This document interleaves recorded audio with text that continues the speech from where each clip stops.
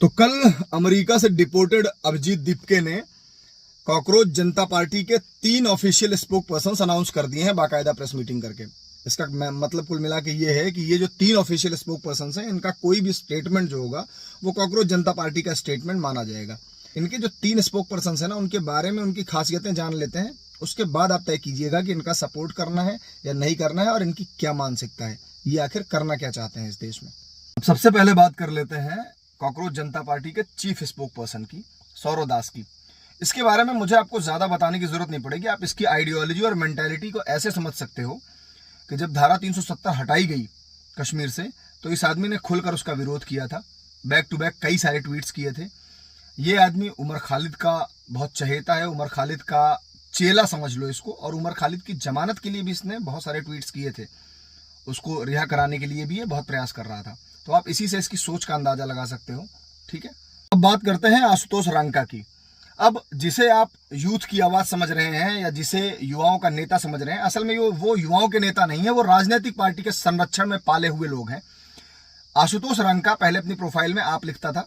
जब इसने कॉकरोच जनता party join की उसके बाद इसने ये हटा दिया। ये राजस्थान में आम आदमी पार्टी का शायद प्रवक्ता भी रहा है। इसके बहुत सारे फोटोज जो है आम आदमी पार्टी के बैनर के पीछे मिल जाएंगे। केजरीवाल के साथ भी इसकी नजदीकियां रही हैं। तो कुल मिला के ये कहना कि ये युवाओं की आवाज है या युवाओं का विरोध है, ये नहीं है। ये आम आदमी पार्टी के पाले हुए कुछ लोगों का चुनिंदा विरोध है, सिलेक्टिव विरोध है, जो पूरे प्लान्ड तरीके से किया जा रहा है। ठीक है, ये बात आपको समझनी होगी। अब बात करते हैं इन तीनों में से सबसे घटिया आदमी की, जिसका नाम है विजेता दहिया। अब ये आदमी खुद को स्क्रिप्ट राइटर, फिल्म मेकर, पता नहीं क्या क्या, घोड़ा लस्सन, पता नहीं क्या क्या कहता है ये। लेकिन असल में ये आदमी क्या है? असल में ये एक अथीस्ट आदमी है जो सबसे ज्यादा हिंदू विरोध करता है। ये हिंदुओं को आपस में तोड़ने का काम करता है। ये बहुजन समाज को सवर्ण समाज के खिलाफ भड़काता है और सवर्ण समाज के खिलाफ इसके अंदर इतनी नफरत भरी हुई है, इतना जहर भरा हुआ है कि आप इसकी इंस्टाग्राम प्रोफाइल खोलकर देख लीजिए, आपको हर जगह सिर्फ सवर्ण समाज का विरोध ही नजर आएगा। ये आदमी आज तक सिर्फ और सिर्फ मनुवाद और ब्राह्मणवाद के नाम पर, सिर्फ मनुवाद और ब्राह्मणवाद का विरोध करने के नाम पर सिर्फ सवर्ण समाज का विरोध करता आया है। ब्राह्मणों, क्षत्रियों, वैश्यों का विरोध करता आया है। देखो, समस्या हमें भी है इस देश के एजुकेशन सिस्टम से, समस्या हमें भी है इस देश की लीडरशिप से। प्रॉब्लम मुझे भी है कि इस देश की लीडरशिप में कोई युवा क्यों नहीं है। क्यों ये बूढ़े गिद्ध अपनी कुर्सियां नहीं छोड़ना चाहते और युवाओं को मौका नहीं देना चाहते। युवाओं को मौका मिलना चाहिए, युवाओं की लीडरशिप होनी चाहिए और इस देश के शीर्षस्थ पदों पर युवाओं की जगह होनी चाहिए। तभी इस देश में युवाओं की समस्या का समाधान होगा। मैं भी ये बात मानता हूं और मैं भी चाहता हूं कि धर्मेंद्र प्रधान इस्तीफा दें।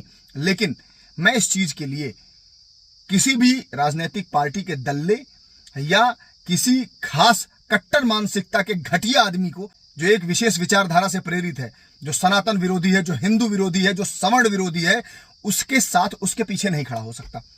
आप सोच कर देखो, यदि आप सवर्ण समाज के विद्यार्थी हो और आप विजेता दहिया को फॉलो कर रहे हो, तो आप सोच कर देखो कि ये आपके लिए क्या कर सकता है। जो आदमी खुलेआम अपने सोशल मीडिया पर सवर्ण समाज के लोगों को गाली देता है, सवर्ण समाज का, सनातन समाज का विरोध करता है, हमेशा हिंदुओं को बांटने की बात करता है, दलित बनाम सवर्ण करता है, वो आदमी आपके लिए क्या कर सकता है, ये आपको सोचना होगा।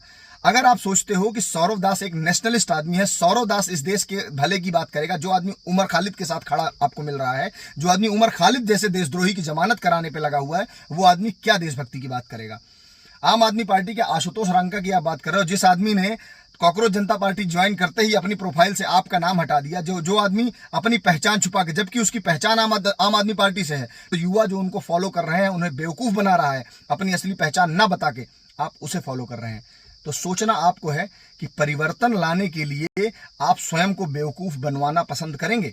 और यदि खुद को बेवकूफ बना के परिवर्तन ले आना है, खुद का इस्तेमाल करवा के परिवर्तन ले आना है, तो ठीक है, जाइए प्रोटेस्ट में, ज्वाइन कीजिए इनका प्रोटेस्ट, बेवकूफ बनिए और बाद में खुद को कोसिए। जय श्री राम।